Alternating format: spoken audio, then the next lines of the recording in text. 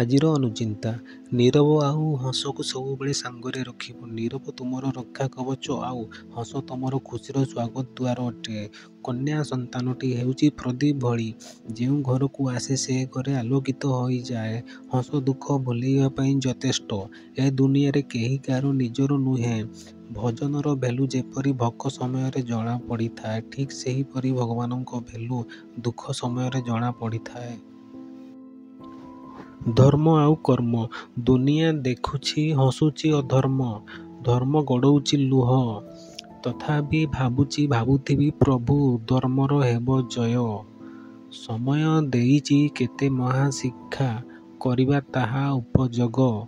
ବହୁମୂଲ୍ୟ ଅଟେ ଜୀବନ ସମୟ, ଥରେ ମିଳିଥାଏ ଏ ସୁଯୋଗ।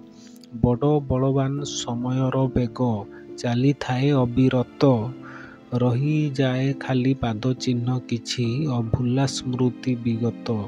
ପାପ ପୁଣ୍ୟର ବିଚାର କରିଛି ସମୟର ଇତିହାସ। କାଳଚକ୍ରେ ଏହି ଧାରା ପୃଷ୍ଠେ ଅହଙ୍କାରର ବିନାଶ।